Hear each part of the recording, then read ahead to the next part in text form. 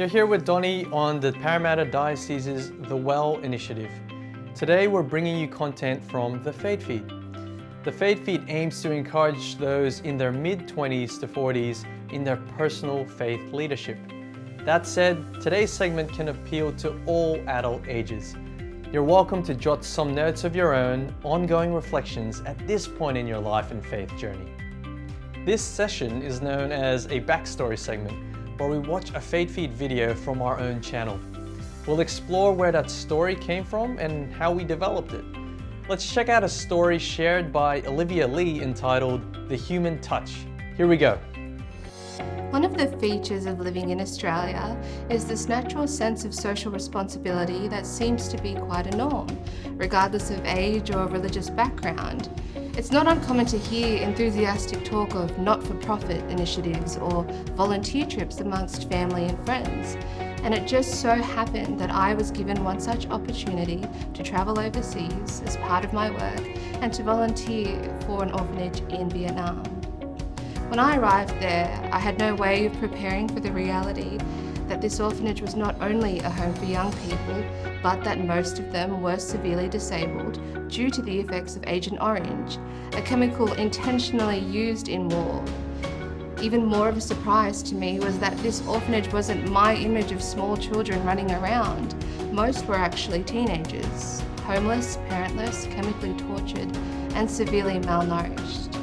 Of all my interactions there, the most pivotal experience was putting these young people to sleep.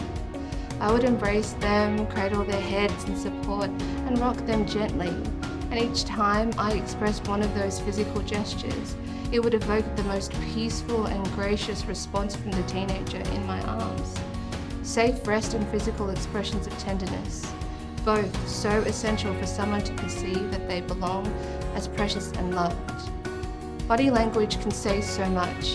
For me, it brings to mind a reflection I once heard about the story of Jesus healing a leper. I've heard some explanations that highlight the curing of the disease as the supernatural meaning of the story. Others emphasize the idea of Jesus' power transforming the leper from being an outcast to having a belonging in the community again. But others emphasize that moment where, completely against culture, religious practice, and upbringing, Jesus chooses to touch the diseased skin of an outcast.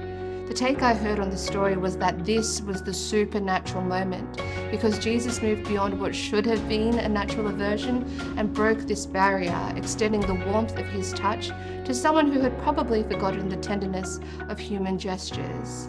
And it also reminds me why it was so absolutely necessary that God would become Jesus in order for us to know, touch, feel and experience a God whose gestures aren't removed from our world, our yearnings and our needs.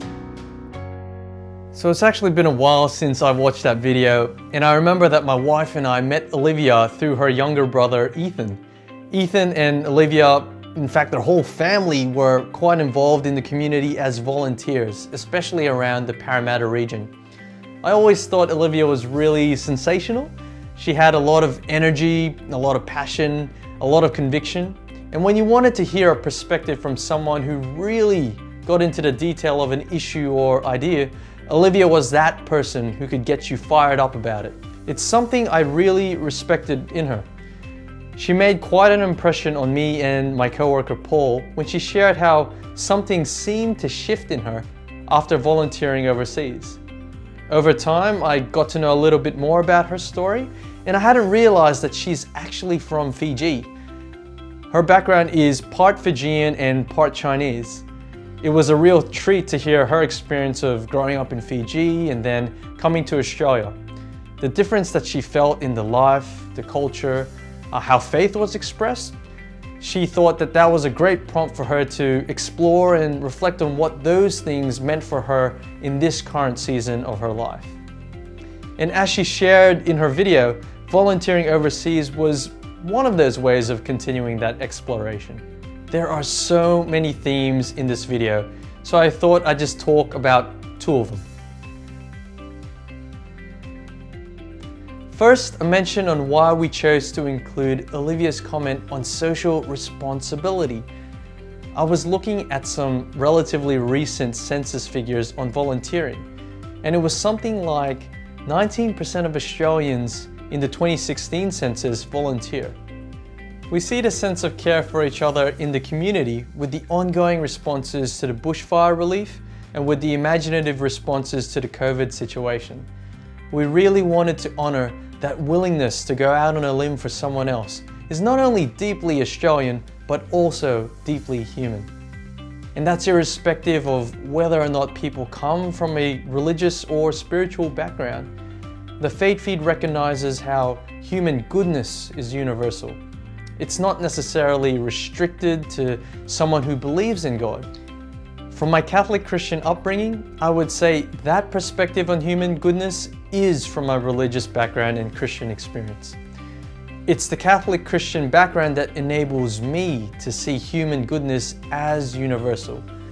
For example, you might recall expressions like, humanity is made in the image and likeness of God. Or you might go back to the first book of the Bible, Genesis, and hear those words anew, that whenever God created something, God saw that it was good. You know, when I think more on the Christian story, I remember that it was God, in fact, who sent Elijah beyond the country of God's people to a woman considered outside God's chosen in order to receive the nourishment to live. Similarly, Jesus tells of a wisdom-filled story known as a parable about a Samaritan. This person was too considered outside God's chosen people, yet his example was what Jesus chose to describe how one can faithfully respond to God's love by loving one's neighbour. Having Olivia's comment about the Australian willingness to volunteer affirms God's Spirit, being alive and active, far and wide, even beyond boundaries that we may personally set for ourselves or others. In fact, a commentary on Pope Francis's style of pastoral leadership parallels Olivia's theme. Through his leadership, Pope Francis emphasizes that as Christian people, we go out to proclaim the gospel not in order to bring something. We do so above all to be evangelized, to encounter the face of Jesus in the faces of our brothers and sisters. This reality is emphasized in Matthew's gospel, when Jesus says that in feeding the hungry, giving drink to the thirsty, welcoming the stranger, clothing the naked, tending to the sick, visiting the prisoner, through all these actions, Jesus says, "Truly I tell you, just as you did it to one of the least of these who are members of my family, you did it to me." We wanted to affirm through the FaithFeed space the Christian understanding of God's mission is the discovering and the meeting of Jesus already present in the faces of our sisters and brothers in humanity, long before I or you arrive on the scene. God is already there. A second theme we wanted to draw on more comes alive in Olivia's story when she describes how key physical gestures were for those young people. She described that she would embrace them, she would cradle their heads in support and rock them gently. She recognized that providing physical gestures when encouraging safe rest and tenderness is essential to a person's well-being. For those young people, they perceived that they could find belonging in that orphanage whilst in Olivia's arms. They could sense for themselves that they were people who could be loved even by complete strangers. It's a great image of humanity's need to touch and feel. And as much as we can hold thoughts and have good intentions, there is a difference when thought is expressed in action. Olivia's story illustrates how our actions can say so much. Again, from the Catholic Christian background, a language that's put around this importance of physical gesture that some people may have heard of is this word incarnation. It's the action of putting flesh onto something. And it's often used, again from the Christian context, as God being enfleshed or putting on flesh in the person of Jesus. God in human skin communicates through human actions of gesture and touch, wanting always to say so much. And I suppose the genius of the Christian tradition is that it recognizes how God can be personally discovered and known and touched and felt. God is more than some anomaly out there or some being that kind of jumps in and out of reality every now and then. God is someone that the human person can feel, that they can personally relate to. Pope Francis, in describing church teaching, said that any teaching is not a closed system, devoid of dynamic capacity to pose questions, doubts, inquiries.